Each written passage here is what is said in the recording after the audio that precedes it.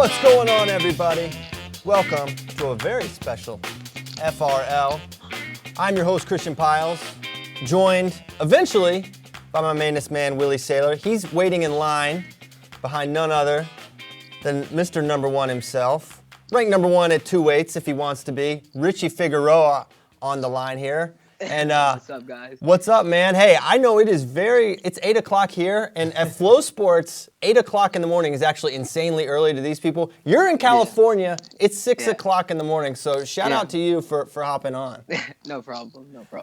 Well, Richie, you're here. You're going to announce where you're going to be wrestling at the next level. If you don't know, Richie Figueroa ranked number one at 113 pounds. He wrestled at Who's Number One, won at 106, Super 32. He bumps up into a nasty 113, wins that, and he has decided he's ready to commit to where he's going to wrestle at the next level. So before we get into that, Richie, what competitions are you really highlighting coming into your season? You're entering the scholastic portion of your competition. What are the events you're looking forward to? I'm looking forward to Ironman, which is in a couple weeks. Then I have Doc B. Then I think I have 5 counties. Then it's the state tournament.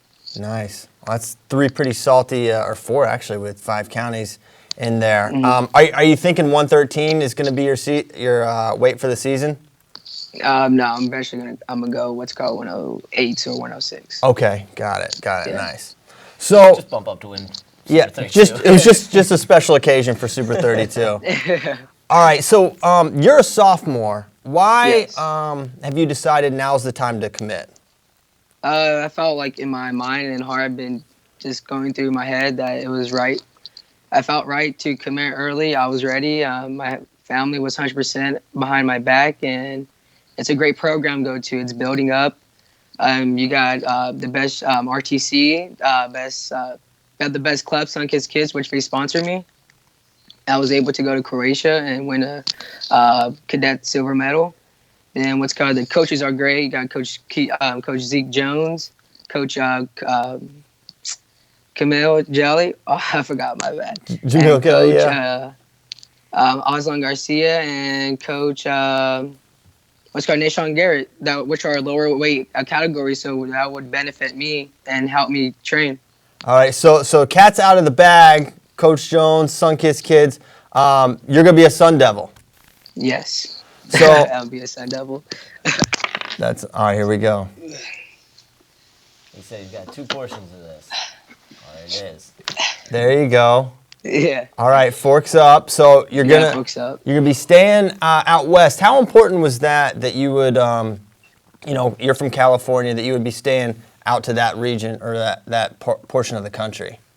It's close to family. I'm very big on family, so I kind of wanted to be close and be able to have them close by me. Nice. It's only like 5 hours away, so it's pretty good. Nice. So what were the most important factors that you were looking for in the school? Was it coaches? Was it academic program? Was it training partners? What was it about Arizona State? Well, academics comes first, so and training partners too, and the coaches. That's what I liked about it. That's awesome, man. Well, dude, we're excited for you. It's awesome that you're coming on. Arizona State, a lot of momentum in recruiting. How important is that kind of team aspect? You know, are you thinking about more individually, I want to go and I want to win, or hey, they're building something here out west and I want to be a part of it and I want to have that team success as well? But both, yeah. Well, I want to win NCAA champ and a team national champ too. Well, Arizona State continuing to make moves. Richie, like CP was saying, man, you're still young, right? You haven't even started your sophomore year, but you were pretty committed to this. I got 2 questions for you. Number one, how long you been a fan of the Sun Devils, man? Well, ever since Kate Olivas, committed his freshman year.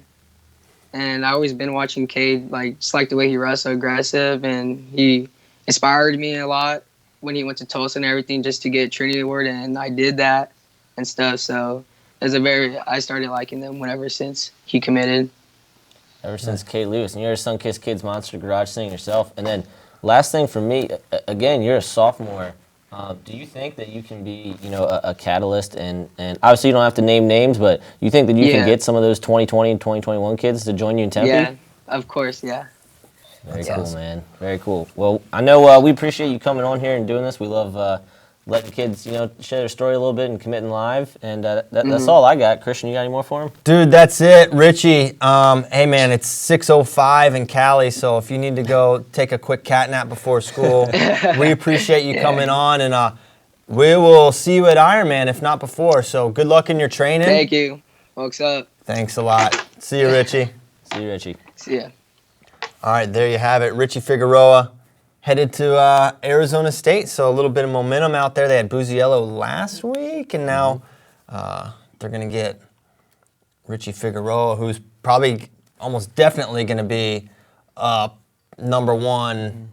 Or he'll be a number one probably for his weight class, and he's going to be in contention there to be a top three-ish guy on the big board. Facundo's kind of like the big dog there at for that class 2021. Yep, 2021. 2021 class. So yeah, Facundo and Figueroa, to me, are probably going to be the guys leading there. I think Manville's in the mix as well. So huge get for Arizona State. Early verbal, but if he sticks to it, and there's no reason to think he wouldn't, that's going to be big for the Sun Devils. And speaking of sunshine, look who's on. Willie Saylor. What's up, buddy? Hi, Good guys. morning.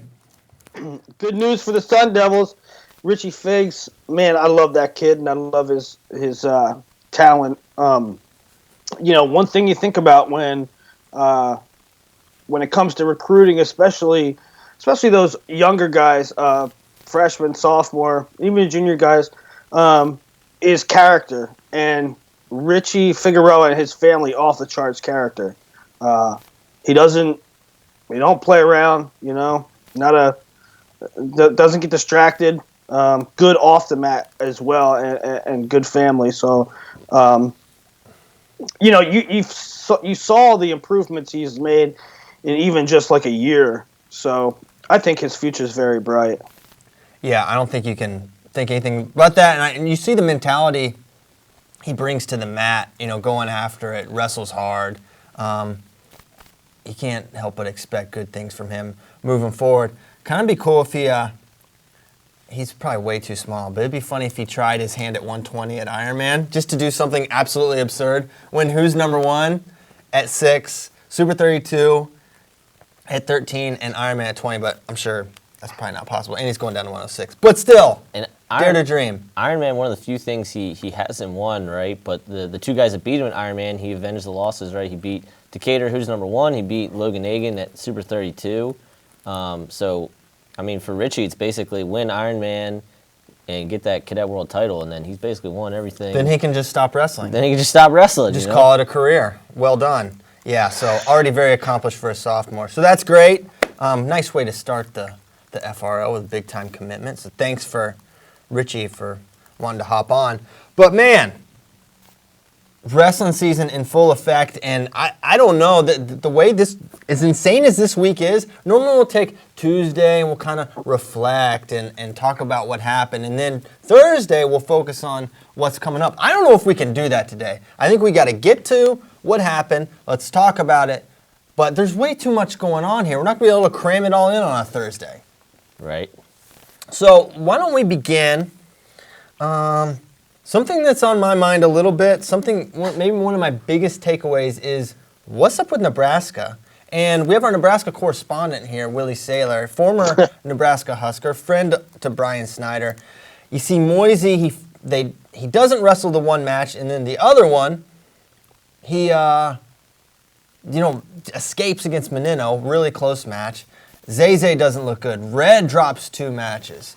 Berger looked good. I think Labriola did well, but I think Schultz dropped some matches. So what's going on at Nebraska? What are your thoughts, Willie, or anyone really, on the Huskers? I don't know.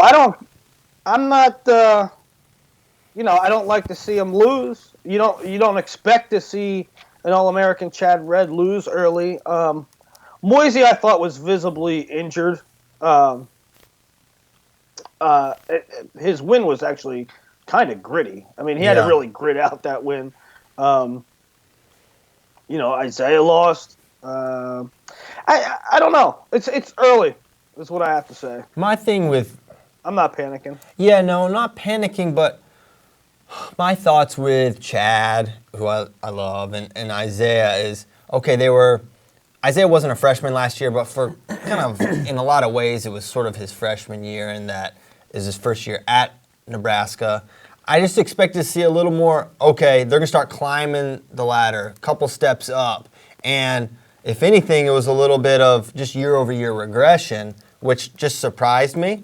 So, not to mean, yeah, I'm not like sounding the alarms, but when you see it, kind of the whole team seems a little off. And this is a team, they could be a top 5 team. They could be a top 5 team this year. Well, that's interesting. That it is the whole team, and if the rest of the team came out and were barnstormers and one guy looked off or one guy took a loss he wasn't supposed to, it's kind of like a thing where, well, what's up with that guy? But when the whole team comes out or most of the team comes out and doesn't look great, it's like, all right, they're not in their training cycle to be, they're just a little flat right now. Yeah, could be flat, could be early, first couple times down the weight. I know Chad's pull to 41 is not fun, so that could be part of it. And I don't know about Isaiah's cut or Zeke's, but I don't know. That was on my mind. But we had the number 1 and I don't know what Iowa's ranked because I thought they were 2, but I should know this. But 3, Iowa Hawkeyes in action. And why don't we start with Iowa because they wrestled first. They wrestled Kent State and Cal State Bakersfield. We had the Hawkeye debuts for DeSanto and Lugo. DeSanto smashes Sean Nickel. Tech falls, looks like vintage DeSanto. Then had to dig really deep against Tim Rooney, who was a 49-pounder last year. Gives up the first 2 takedowns and kind of has to come back. Thoughts on DeSanto? I thought looked good. I'm still waiting to see that. And someone kind of asked a question on this, and I kind of agree with it. Like, what happens when plan A doesn't happen? When he can't just be a force of nature, go, go, go, in your face, when he has to come from behind or has to play a different game. And I think we saw some maybe defensive deficiencies when guys get in on his legs. I don't think he's particularly adept at scrambling. So I think we're seeing that DeSanto's still not quite a finished product yet, though still immensely talented and going to be a factor at 33. Yeah, I thought that, I don't know, again with the early season stuff, we're so revved up and ready to make assessments, and we're glad that wrestling's here, and now we're going to soak it all in. And I think it's a combination of 2 things. One, it's early for DeSanto. It's early for the Hawkeyes. And 2, that's what Austin DeSanto is. He's not a finished product. He wasn't a finished product last year. He wins by a high pace and being aggressive and being physical. I don't know. I don't think it's all too surprising. I'm not worried about a 8-7 or 10-9 comfort behind victory, whatever it was. I think he is who he is. I think he'll beat the guys he's supposed to beat, and I think it'll be an uphill. I think it's a little bit optimistic to think that he'll beat some of the top 5 or 6 guys in the pecking order at 33 with the depth that it has. I think Christian brings up a good point. It was a little surprising to see how easy Rooney got in on legs, and better guys are going to finish on him. I was impressed with DeSanto. At the end of the second period, there was a crazy scramble where it looked like he was dead to rights a couple times, and he was able to scramble out of it and or just hold him off till the end of the period, which before we hadn't seen DeSanto really scramble like that before. So maybe working with Spencer or anyone else in that Iowa room's helping a little bit. And then also, I was impressed because he kept his composure. There were times last year, even when he's yelling, "I live for this," he had completely lost his mind. Yeah, the Gustafson match. Year. Yeah, right. He lost it. And he completely stayed calm, I didn't see him say a word, because that was one thing we saw a lot last year, is he would yell back and forth with his corner.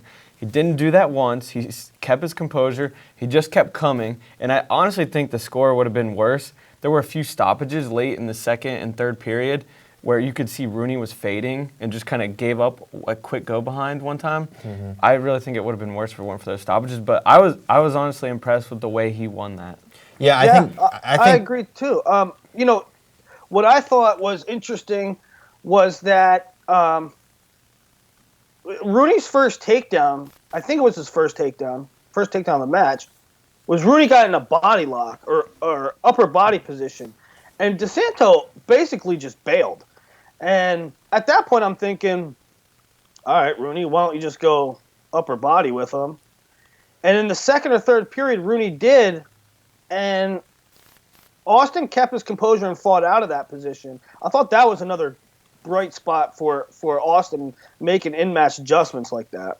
Yeah, I think the composure element, and I didn't even, we kind of fell for Austin last year just because you just have to watch every match he wrestles. I mean, at the scuffle, he was yelling. And he scored 20 points in the first period against Sean Nickel, who's ranked 13th in the country. That's insane. Unreal.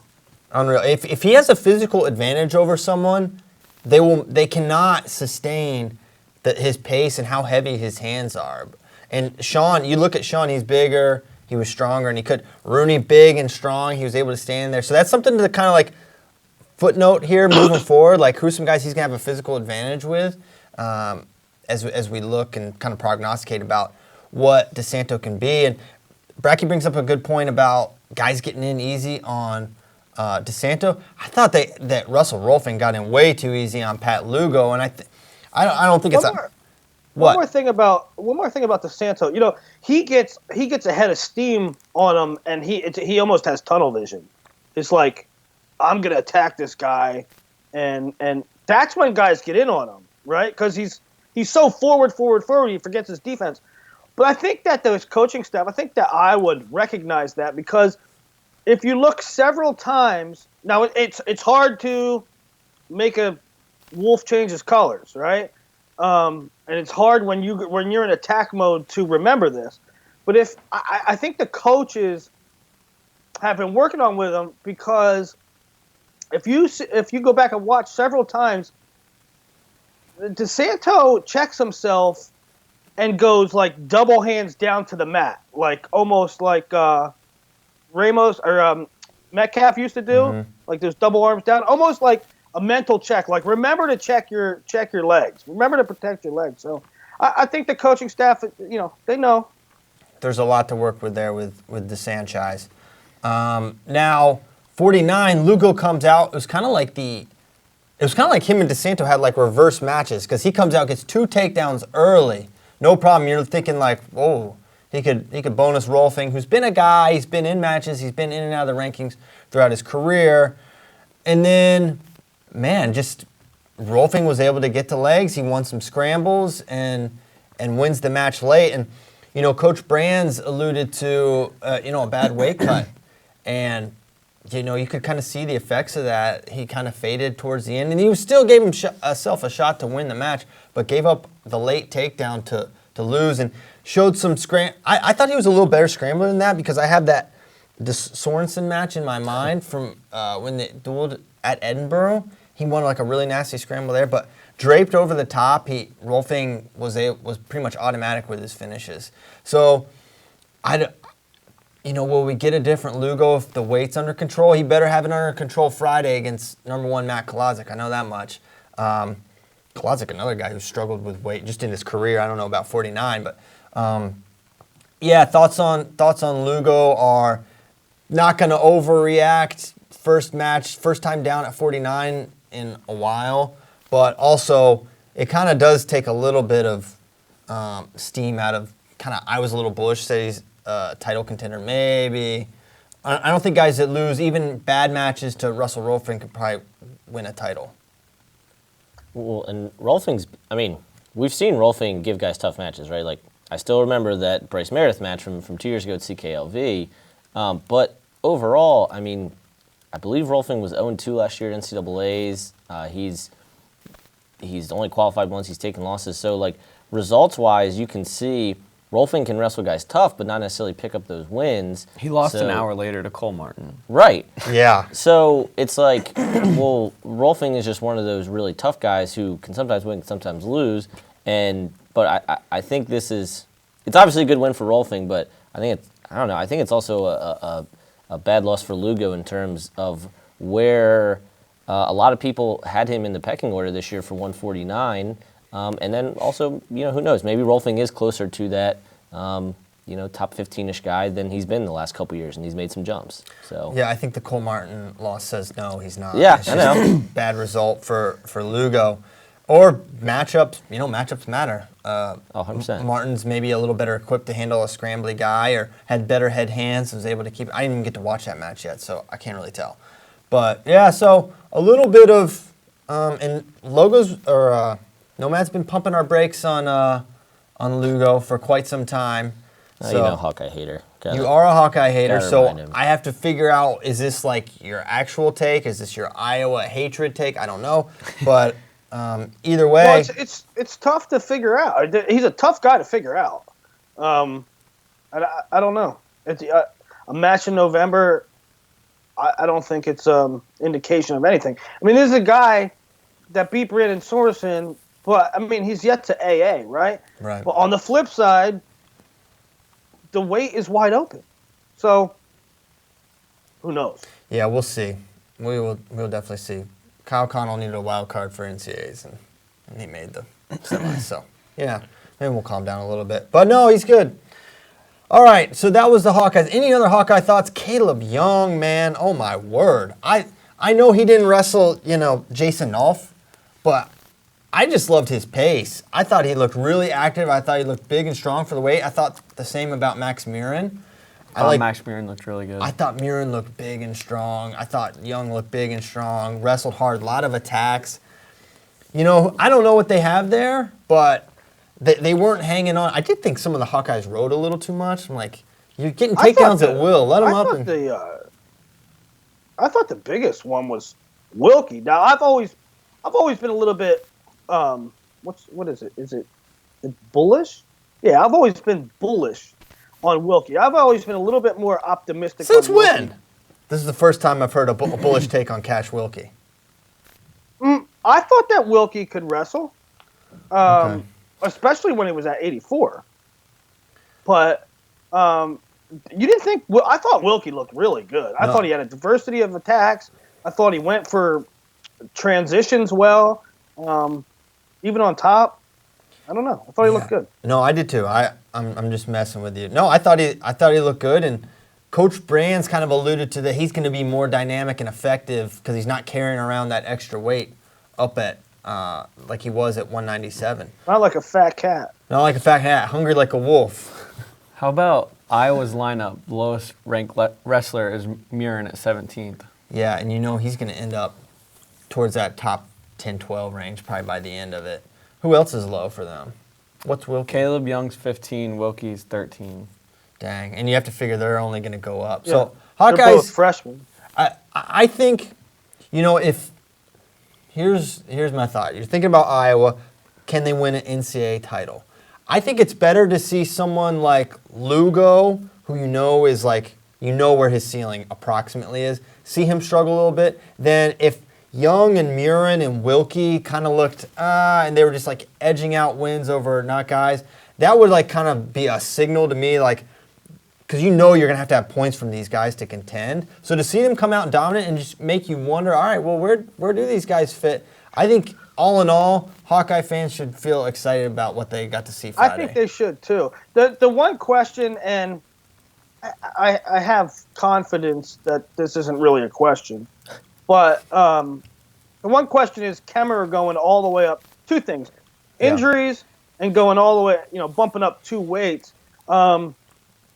He could be a guy that's a finalist contender, or a semifinalist contender, or he could be, 6 to 8. Yeah. The problem with it is, one, we didn't get to see him wrestle a match at 74 so far because he was hurt, and two, what's their schedule like? I mean, who's he going to hit? Well, Iowa's schedule's not a joke. I'm just curious. He'll get Cutler He'll soon. get well. That's in January. I'm pretty sure. In January. Yeah, he'll have Cutler in January. He'll have Midlands, which will be tough. Princeton. Leidy coming up next week. Yeah, Leidy. Who's Okay. Iowa State's got Coleman. Marcus Coleman. That's going to be a match. I think we're going to see. Yeah, but see, Kemmer in I don't and out. know, man. What don't If you you're know? saying Kemmer and Marcus Coleman is going to be a match, that I don't know. Well, no, I don't know. He'll probably kill him. I mean, the You guys asked I'm who looking he was for, gonna I mean, wrestle. how's Hey, he match up with? we're just telling you who he's wrestling. We're not saying these are going to be his Daniel Lewis. biggest challenges. He's got some young guys, right? So Princeton this Friday, so he'll have Stefanik, who Willie put in that article about like guys on the come up. Again, Kemmer's gonna be favored in all these, and then like Bracky was saying, Leidy, Coleman. So Coleman and Stefanik are I think 2017 guys, so they're a couple years younger than Kemmer. And then the Lehigh one is in December. It's December 8th. Oh. He'll have Cutler. Forgive me. And then Midland. So for at least Tess. for at least tough guys that you could that's what I'm consider saying. qualifier So level. you know, And Cutler, obviously, Cutler's a good indication. Yeah. Yeah, Cutler is going to be a tough matchup for Kemmer. I mean, Cutler. I'm trying to say it. Stays at home, really fundamental, tough to get to, good scrambler. He'll be competent in those scrambles with Kemmer, and he's going to be hard for. I mean, Kemmer can get in on basically everyone really well. I think it's going to be harder against Cutler. That's a great measuring stick. If he can Think about Cutler, some of these. Think about some of these schedules, right? Like we're we say Iowa doesn't have a great schedule, but they wrestle in Big Ten, so that kind of stuff gets figured out. But Wisconsin has had a pretty good early season schedule. Princeton has a really good schedule. Lehigh duels about everybody. Princeton's is psychotic, is what it is. It's not a really good schedule. It is borderline dangerous. How good it is. It's the toughest schedule I've ever seen in my life. They basically wrestle the entire top 10. Nomad can pull it up. We've talked about it before. Yeah, it's nasty. Real quick, looking at Iowa's schedule and as far as the who Kemmer can hit that's top rank. So Zahid theoretically at Midlands. Oh. Yeah. But he'll avoid Mark Hall, he'll avoid Miles Amin, avoid Daniel Lewis, McFadden. He'll see Cutler, he'll see Jordan Rogers, won't see Lujan. Chandler. Chandler Rogers. Won't see Lujan. You said Jordan. Did I say Jordan? Yeah. Shout out Jordan Rogers. Shout out to Jordan. Won't see Taylor Lujan and won't see Tashan Campbell. So he'll miss you mentioned- over half the top 11. Yeah. So you mentioned talking about T-Shirt Campbell got beat by his teammate this weekend. Yeah. So you mentioned Iowa's schedule, and kind of shots fired from Kale at the presser. Oh, yeah. He basically said, hey, we tried to wrestle Iowa. Iowa didn't want to do it. It should be on the schedule. And I think it's a darn shame it didn't happen. I think Iowa should wrestle Penn State every single year. You can't convince me otherwise. You got to make room. I think for wrestling, you need it. And this year, and that's, you know what you brought us to by not wrestling them? We have Nomad comparing Kent State duels because that's the best we can do. That's the best we'll be able to do is compare. How did Penn State and Iowa do against Kent State? Because Iowa won't wrestle Penn State. It's a shame. It should happen. And why wouldn't they, though? Well, I mean, I don't know why they wouldn't. I mean, ultimately, who cares? I mean, it's wrestling that loses. I mean, there's already people on message boards saying, they're doing their whiteboard work kind of thing. Man, it would be great to see that duel. And if you know that it's not going to be in the Big Ten thing, you should make it happen for wrestling. I agree. So it's too bad. I don't know all the details. I don't know the factors. I don't know the exact reasons why. I know Kale said it. They wanted to wrestle him. Iowa didn't want to. And, whatever. Okay. What's your thoughts on Penn State? I mean, I know. Whoa. They didn't wrestle Kent State, who's down, and.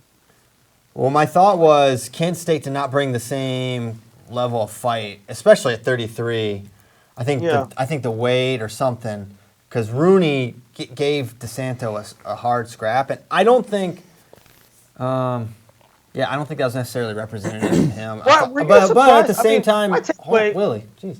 I thought RBY in general looked really, really good, but I thought he kind of rolled over a little bit for me. And I think Rec Hall and things get rolling, and Penn State, they looked awesome across the board to me. Yeah, I mean, my takeaway from RBY is I didn't realize he was that good on top, to be honest with you. Well, and yeah, part of me wonders. Well, that's the thing with RBY. We have so little folk style information on him. Yeah. He wrestled who's number 1 against Silva.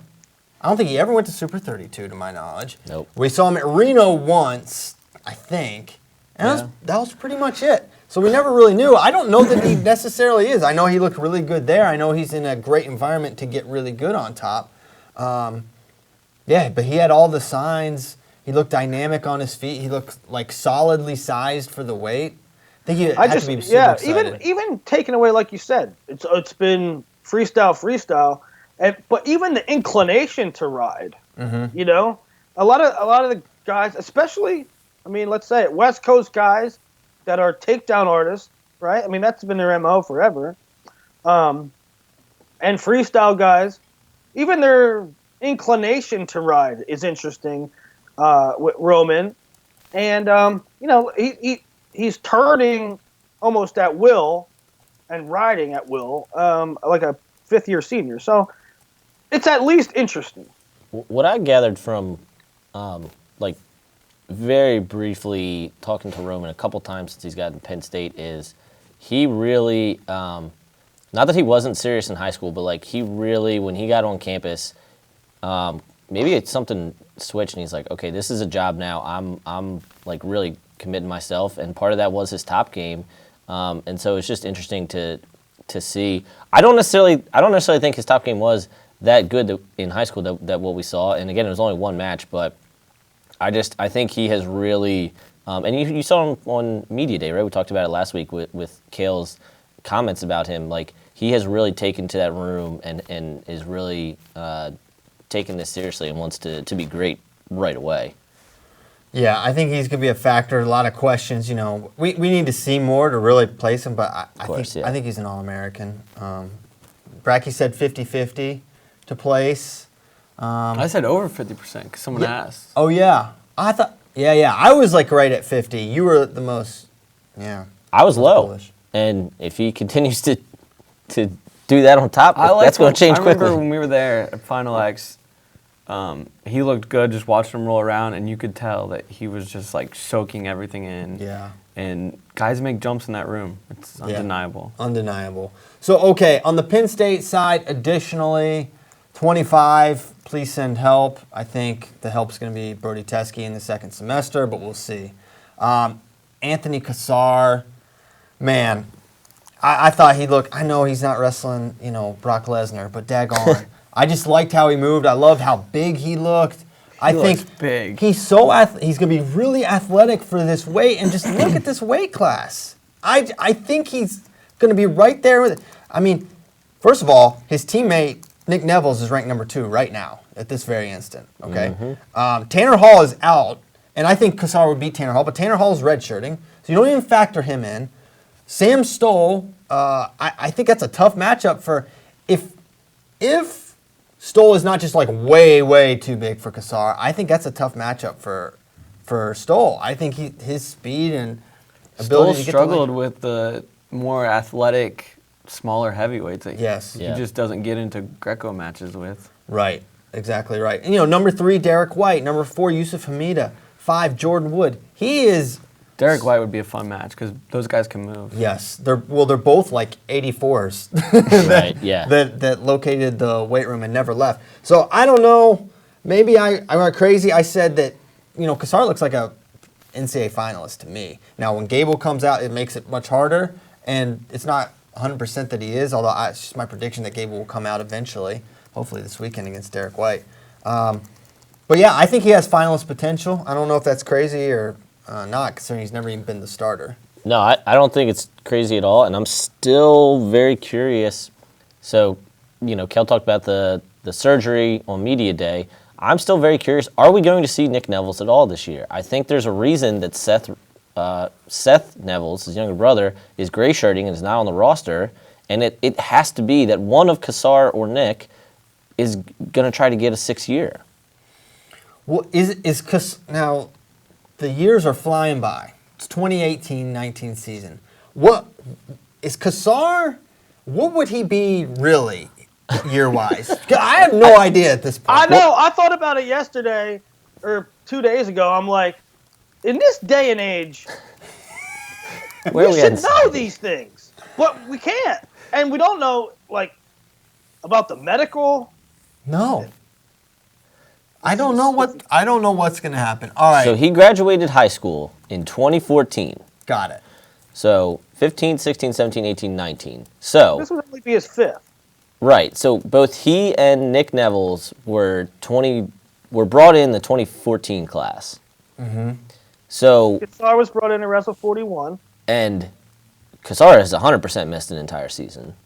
Yes. And Neville's, if they so choose, right, would miss an entire season. I don't know. I just think it's going to be Kassar this year, Nick Neville's next year, Seth Neville's the following year. And then Kassar again. Yes, and then Kassar, they're going to bring the Raptor back again. And then Mitic. then Grant Leaf.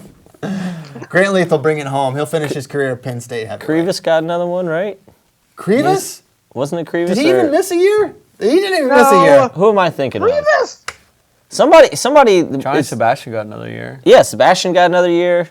Who did? I think Mickey Philippi might be who you. That's who it was. Philippi. Okay. He got one back. I flipped. Got your UVA guys. Yeah. Your young guns mix up. That's okay. It happens. And they're handing out these 6 years like hotcakes. So right. Who really knows for sure? So yeah, that's a.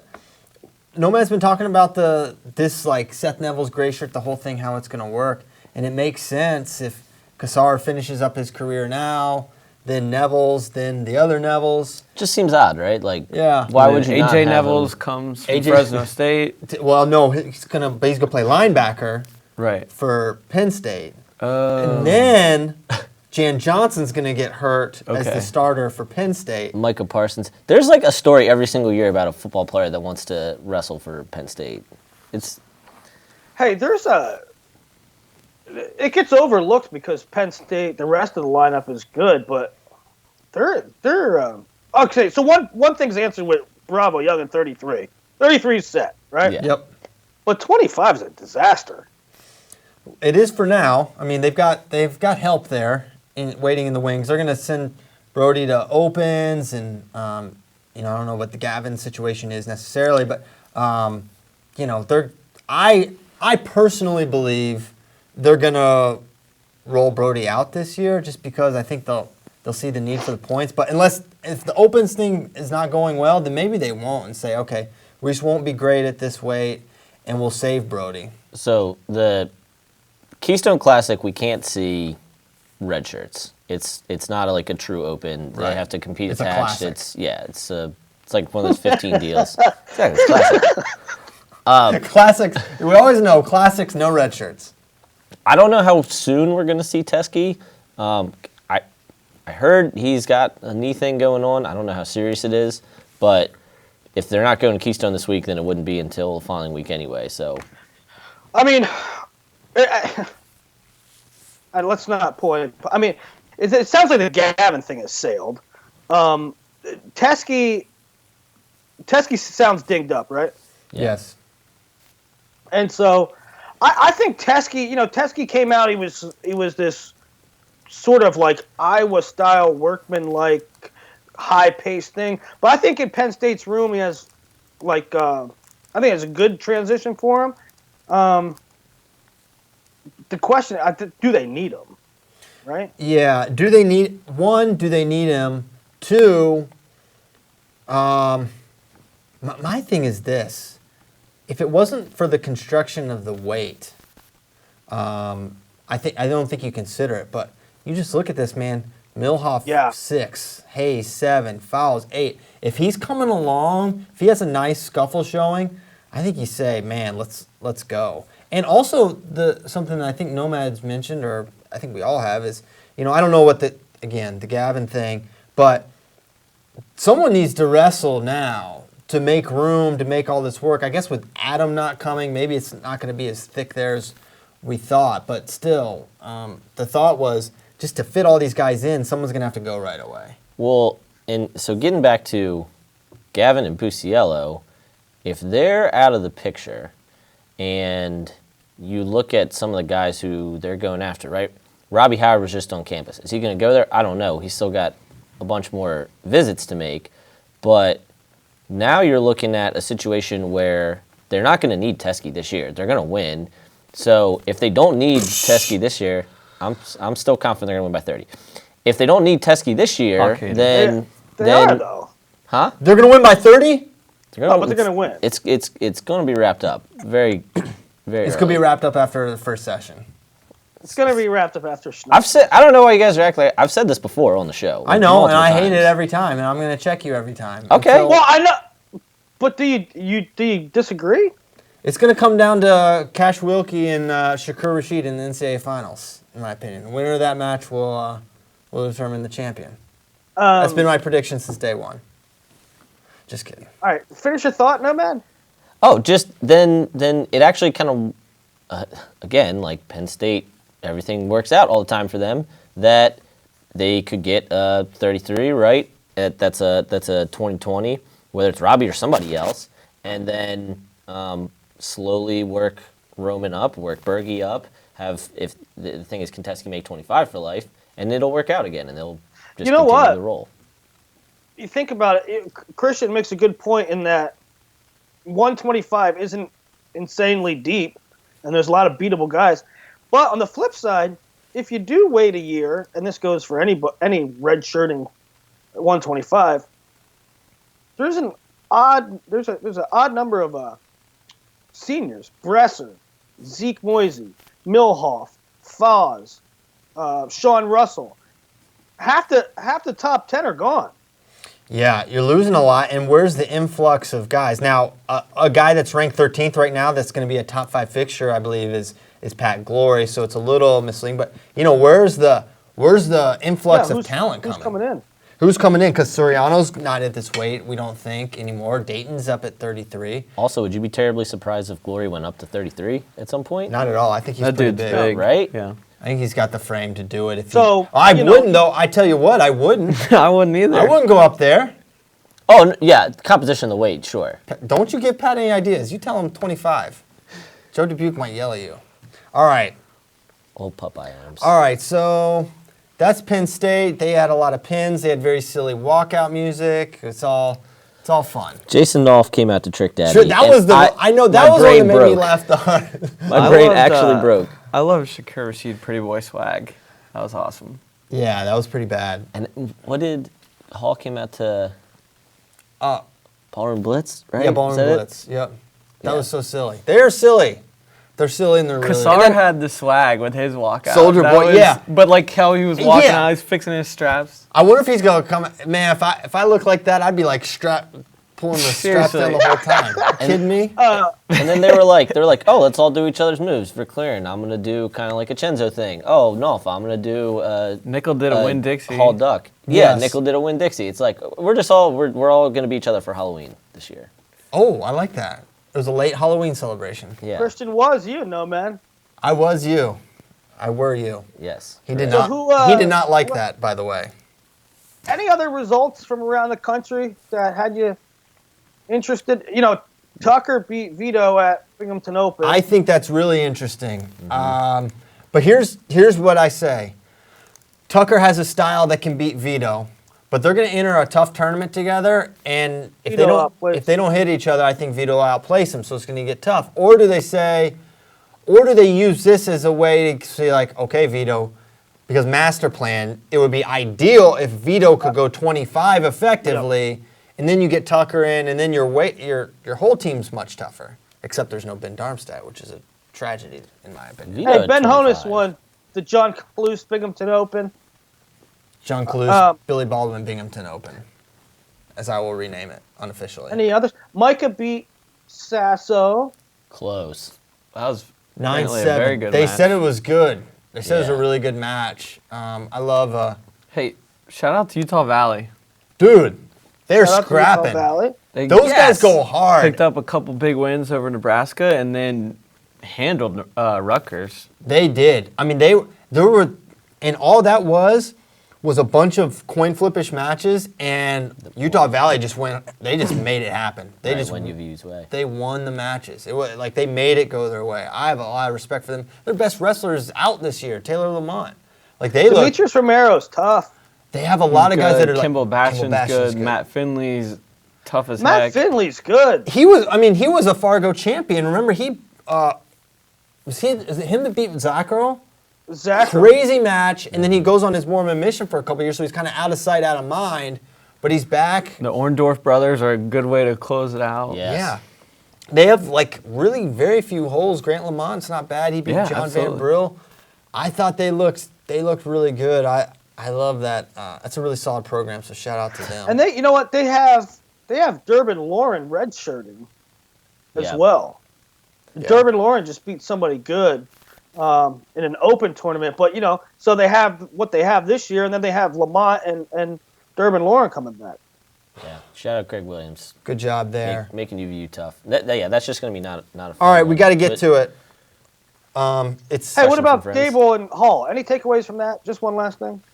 I didn't see it. Other than Gable beat a guy. It's just the chatter is Gable in on a lot of attacks, couldn't finish, got the takedown immediately. In overtime, Tanner Hall was never close to a takedown.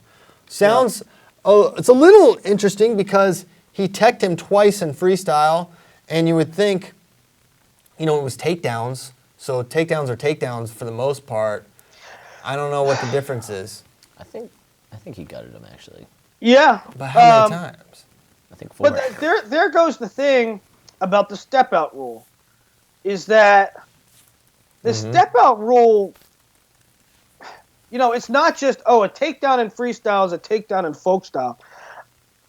Having a step-out rule makes the guy stay in so that the other guy gets a takedown sometimes. And it creates that forward pressure into someone when Gable thrives off that. When guys are pushing in, he can use his speed. And, I think that's a good segue, Willie, to step-out stuff, Yes, so it's not just you get a point if the guy steps out. It creates takedowns. Yes, it does. I don't. There were so many bad step-out takes. I don't even want to really tackle them. But it was cool that David Taylor came out and said, "Hey, man, we should have a step-out in folk style. I think it's necessary." Well, not only did he say we need a step-out, he said eliminate stalling and have a step-out. That was also interesting. Yeah, that could be interesting. I see that as well. Or maybe stalling is just on top or whatever. Yeah. So we can have a more thoughtful step-out discussion, I think, at a later time. I said we need to talk about what's coming up this week, and we haven't done that yet. Daton Week is going to wrestle Seth Gross and Ethan Lezak back-to-back. My goodness. Welcome to the big show. Thankfully, Daton has wrestled in every difficult tournament available. Daton loves this. Yeah. Let's be honest. No one's more excited about it than Daton Fix. He loves getting to test himself. He's not a guy that freaks out if he loses a match. Maybe he does, but he really typically has a... He's not scared to. No, he's not scared to lose. Doesn't. That's for sure. Yeah. He puts it on the line. He's put it on the line literally since we've been watching him. And, I think stylistically you couldn't have two tougher matchups for him when you consider... Well, I don't know if there's... Maybe Micic would be tougher. I'm not sure. But, Gross is so good on his feet, but transcendent on top. And Ethan Lezak is basically that as well. And so people asking is, will he go under? My question is, will those guys choose top? And I think Lezak for sure will. You have to. You have to choose top. Yeah. How do you not choose top? Every match, Ethan Lezak has to choose top. Yeah. Why wouldn't you? It's wrestling malpractice if he doesn't choose top. And I think seriously, except in NCAA finals, don't choose it then. Not then. Not against Darian Cruz, who you majored the year. Who you turned earlier in the year. Not trying to talk about old stuff, but the other thing that interests me, and I'm really curious to see Mike, because I did something for about Daton's weekend, but I left a lot of the tech notes to Mike, because that's what he does. But Lezak and Gross are good scramblers, and Daton doesn't necessarily have the best leg attacks. Now, obviously, he's got his trip, he's got throw by stuff, slide by stuff. So can Daton get quick takedowns multiple times to negate the mat differential? That's the thing. it's not going to be one takedown that beats Seth Gross and Ethan Lezak, or unless there's always the Ethan Lezak gets a little tie clause. He gets a little tired out there. You never know. He's also a different guy during the season than he is in March, because we saw him have really, to that tie point, close match with Piccinini when Bracky and I were there last year, and then text him in Conti semis or whatever it was. Yeah, I mean, he had a close one with the Air Force guy last year. He did again this year. Air Force just has his number. He respects the troops. Another thing Lezak does really well is he'll go out and he'll get the first takedown. Yes. Like he is very good at that. People do not give him enough credit on his feet because there have been times where we just see him get blown through. But there's plenty of times he does get taken down.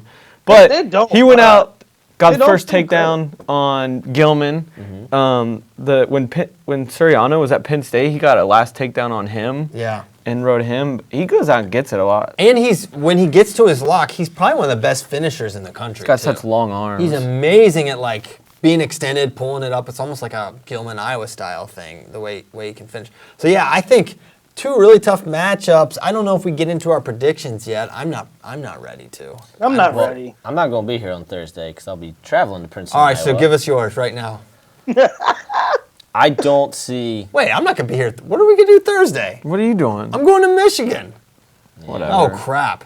Maybe we do this tomorrow? Wednesday night. All right, we'll have to figure something out. This is, we can't do the content meeting right now. But, yeah, we'll have to figure out something. I think, I'm going to be honest, I think Daton loses both. I think pragmatically, I think that's probably, if you're Las Vegas, that's probably what you say. I'll say he gets Lezak. That's kind of the way I feel too. I just don't see him going 0-2 this weekend. It's tough because he's not going to take top. I mean, he's not going to take down. So there's a takedown. Okay, takedowns are 1 point if you let the guy up. So he's not going to get an escape point. So there's a takedown that he has to get. If Lezak takes top, you have to fight off a riding time point. Yeah. He has to do much more work to win that match than you normally do. Yeah. He's got to avoid giving up a takedown in the first period, and he just has to push the pace like crazy. And he can do that. We've seen him do it, and he probably will feel better at 33. Yes. But if he gives up a first period takedown to Lezak, I don't think he wins. I don't know how. Yeah. The thing with me with Lezak, I definitely, obviously, he's more likely to beat Lezak than Gross. And I know that he's going 133, so the weight shouldn't be as much of an issue as if he's going 125. But still having to make weight less than 24 hours apart and having to be in a bus instead of, wherever. And then Lezak's home, Gross is home. Lezak doesn't have a match the day before either. So I just think it's going to be a really tough weekend on Daton, regardless of just the guys he's wrestling with all the other stuff going on. I really don't see any way, like right now, the last time I saw Daton, the last time I saw Seth Gross, I don't see any way that Daton beats Seth Gross. Obviously, Daton makes jumps all the time, and so he could beat him. And I hate picking against Daton. It's like you get that pit in your stomach. Yeah. But yeah, the back-to-back against Lezak at home, if we get peak Lezak, yeah, it's going to be hard. I think he goes 1-1. But man, it's so, because we just don't know where he stacks up. It's total guess at this point. I mean, here's the thing. If he goes 2-0, cool, right? No, I'm stunned. If he goes 2-0, yeah, I'd be stunned. That is shocking, Willie. If he beats Seth Gross, undefeated returning national champion at the weight, a guy that has bonus people, he had to go neutral and get a late takedown to beat Sean Foss a year ago. I think we should be very surprised if he goes 2-0 here. And that's amazing considering it's Daton, but I think that would be stunning. Yeah. I just mean the level that he rises to the occasion. I mean, his big wins, his trajectory, his credentials. I know, he's but one of the best kids coming out now. But so I don't think it's surprising in that manner. But the matchups are what would make it surprising. Exactly. That's my whole thing. That's exactly why. If it was, I don't know, who else if it was Suriano, right? Yeah. You're like, okay, that's a decent matchup. But when you have these long, gangly, good on top guys like Lezak, Gross, and Micic, they're the ones that you think will struggle with. If it was Suriano, Tariq Wilson this weekend, I might say 2-0. I think that's it. I think that Suriano Fix match is a coin flip, right? I think they're just both so hard to get to. They both won't be able to ride each other probably. Yeah, I think that's 2-0 potential. But this, stylistically, is why I think, holy cow, this is going to be really tough, especially this early in the year for them. Okay, Princeton, Iowa is this week. A lot of cool matches there. Glory Classic Lee. Lugo. Who you got in that one? Man, it's really tough to say Lugo after watching him lose to Kolodzik, and I don't know if the weight gets under control in a week. Can it? I don't know. Willie, you're someone that had a lot of terrible bad weight cuts. Can you possibly get it under control? This is new information to me, to be honest. Is it the weight cut? Because I didn't know that. Coach Brands alluded to it. That's what Coach Brands said in the post-match interview. Said he didn't do it right.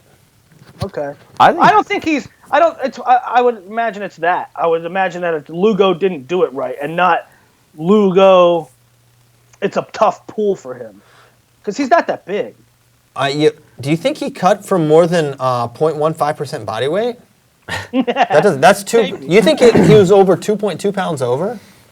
You can definitely get it under control in a week if you just don't let yourself get that big after Kent State, and then you get more off earlier in the week. Yeah. Because usually when they say it was a bad weight cut, it implies that it's all coming off last minute. Mm-hmm. So if you just do it smarter throughout the week. And is it a little bit of, okay, I got Cal State Bakersfield and Kent State. Do it. I got the number one guy coming for my Carver Hawkeye debut. I'm going to be on it, you know?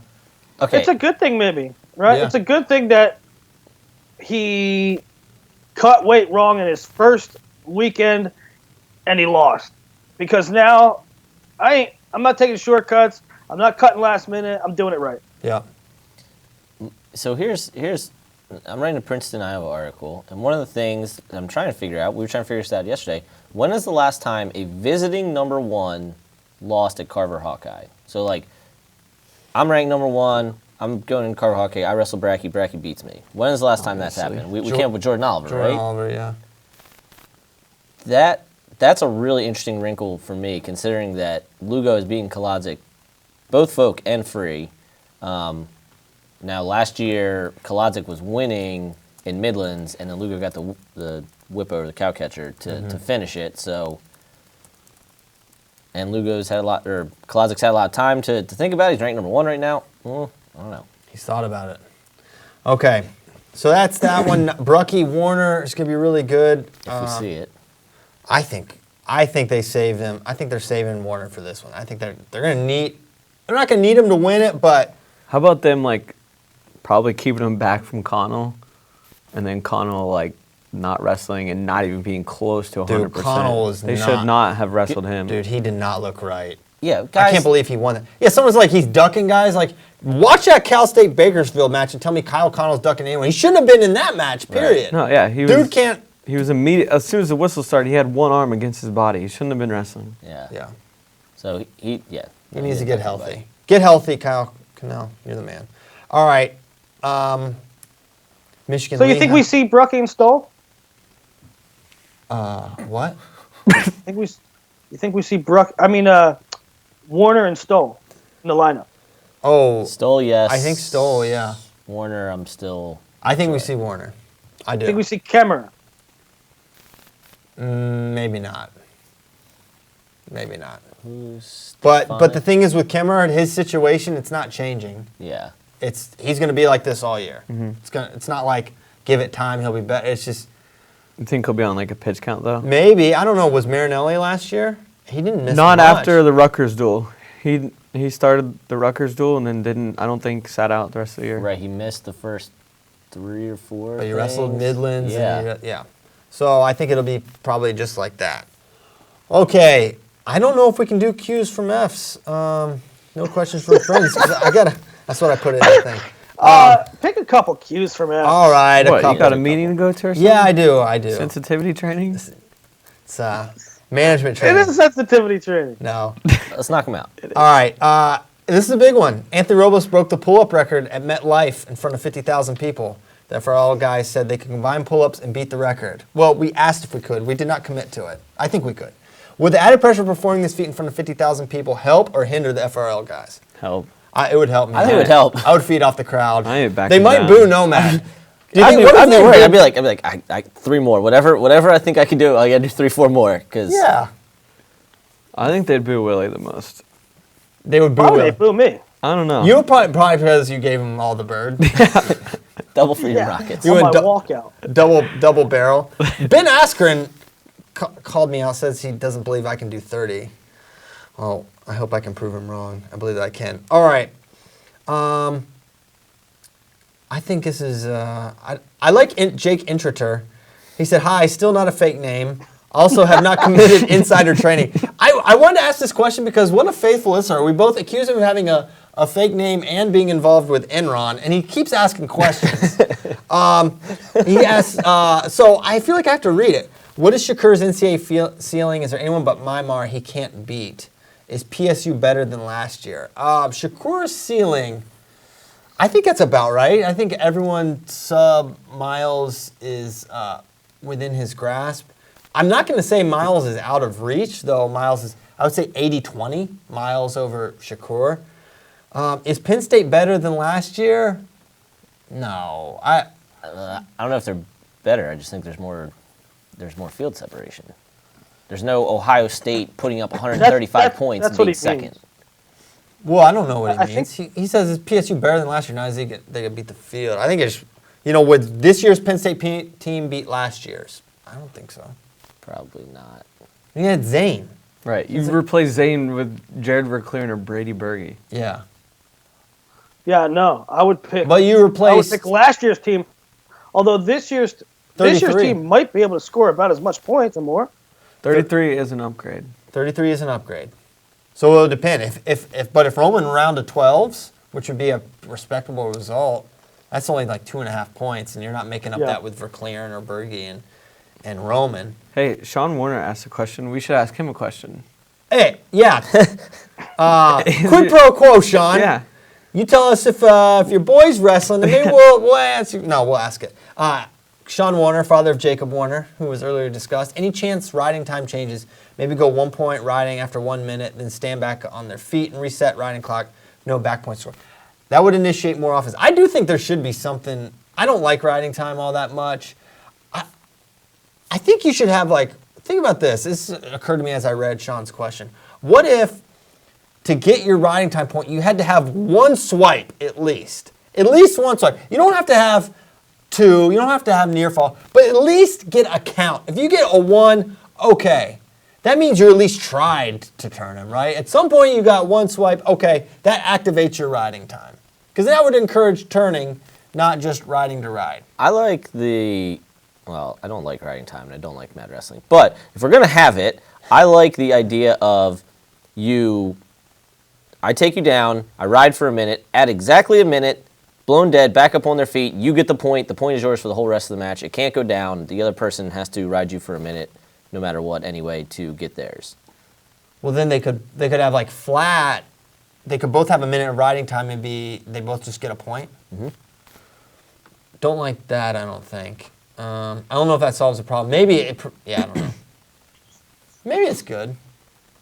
Maybe it's good. I hate it. I don't like riding time, though. I think if we're going to have it, you got to have a swipe for the point. That's my thought. I'm for anything that takes judgment calls out of the refs' hands because they don't make them anyway. They refuse to make them. Well, riding time is not a judgment call. No, riding time is not a judgment call. What is, you know why we hate riding time? We hate riding time because there's no action. The kids ride to accumulate riding time, and the referees say, okay, he's trying to accumulate riding time. He's not stalling. That's why riding time stinks. Yeah, well, that's why the swipe idea is interesting. Yeah. Yeah, I know. But all the folk style stands will say, but it's a sport of control. Control. That's like the word. They love control. So what? Who cares? It's So boring. Time fuddy-duddy fans. It's a sport of control. It doesn't mean there's lots of sports where it's interesting if you. I mean, it's It's tough to do something, right? Greco-Roman wrestling is tough to do something. There's sports that are tough to do. It doesn't make it interesting. Doesn't mean you want to watch it. Yeah. I'm very proud of CP because approximately 10 FRLs ago, I used the word stan, and CP had no idea what I meant. And now here he is using it. I'm so proud. He learned a word. I learned it. I'm applying it. And, I think I applied it well in this instance. So, yeah, folk style, traditionalist people, whatever. Maybe when I'm in Iowa City this weekend, I'll run into Sean, and I'll get his expanded thoughts on this idea. Yes. Get 2 minutes unfiltered of Mr. Warner of his riding time fix. All right, and ask him if his son's wrestling. Yes. Most importantly. All right. Any you're just dying to ask here before we go? I'll allow one more. Then we can go. I think we got it. Pretty much nailed it. We talked about Taylor Lamont. Yeah, Lamont's out. People asking about Mark Hall. We can talk. I don't think this is the last chance for us to talk about Mark Hall this year. I don't think. You never know. I'm writing this article, and I know it's probably a little premature, but we got an APB out on some guys. Oh, yeah. A couple guys went AWOL. So I've only done 25 and 33, but like Rivera, Sebastian, where you at? Tariq Wilson. You out here weighing in? You're weighing in and not scrapping. That's sus. Are you hurt? Are you saving? Are you on a pitch count? You're pretending to think. Who makes weight? Hey, I'm just gonna make the weight, not wrestle. Look, I just like the awful part of the sport. I want everybody healthy for March, but Same we're here. we're just a little confused. Are you guys all right? Where you at and what you hauling? That's what we're trying to figure out. I'm not accusing anybody of ducking. I just want to know, where are y'all at? We know where Sean Falls is. Sean Falls is on this list. We know exactly where he is. Sean Falls. You're fine. You're excused. He's in Bucharest. That's an excused absence. Yeah. He has the doctor's note. He has all the proper documentation. We know where you're at, Sean. It's fine. Should we, when he graduated, should we, send him a food basket? Yes. We'll send him a food basket. We're going to take him to Golden Corral. Did Come on. a lot of teams have the? What if we took Sean Falls to Golden Corral? Yo, I think we should straight up do that. Well, I do too. That'd be great content. It would be great Sean, content. I know Sean's like an engineering smart guy student. He's definitely not listening to this. But Sean, we're going to come take you to Golden Corral or a completely gaudy buffet. And we're just going to see how much you can eat, Get buddy. the chocolate waterfall thing or fountain, whatever it's called. Oh, yeah. All those biscuits. The rolls. Mm-hmm. Maybe wood grill. I don't know if y'all know what wood grill And is. I think we should take a camera, Yeah, we'll probably a scale, Yep. see how high we can get them. Yeah, that would be great. What if he had to make weight one last time at Golden Corral? No, that would probably have a medical if he ate a Golden Corral buffet right after making 125, that would be. I know, but we get him to sign a waiver and we have an ambulance there. I don't think it's worth it. You know what? I think he's gonna be able to put it away fine. Sean, I'm committing to taking you to a buffet. Okay. There's a Golden Corral up on my place. We'll just fly him to We'll Austin. fly him in. He can do a whole car wash Yeah. thing. Whole bit. And we'll take him to Golden Corral. It'll be awesome. All right. Shout out to Sean Foz. God bless you. God bless him. 25 for life. Made a cadet world team at 142 back in 2009, and he's still out here getting them checks at 125. Way to go. Caleb, in the control room, we're ready to go. Feel free to play us out. Who's number one on the show tomorrow? Me and Willie going over 2020 big board. Gonna be a big one. Awesome. No thoughts from Willie, okay. No thoughts from Willie. No thoughts needed. He'll save his thoughts for Wednesday. We thank you guys for listening. What a week we have coming up in wrestling on FloWrestling. Live this week, Nationwide. article coming later this week, but it's 14, 15 events. Go to the events page. I do this at the beginning of every week. I had to take 2 screenshots. There's so many events this week. Stop yelling at them. They know what to do. All right, that's it. Shout out to ASICS. Thanks for your support. Thanks for keeping the lights on here at FloWrestling Radio Live. Literally, if that check doesn't come in, the lights go out, and we're in a world of trouble. So thanks to you. Thanks to Richie Figs. We'll be again, back. coming on. Yeah, thanks, Richard. And no one calls him Richard, but I'm just going to call him that. Bring that. And yeah, I don't know when we're doing the show again, frankly. We have to figure that out. That's our issue. We'll let you know when we know, but we don't know. See you next time. Thanks, guys.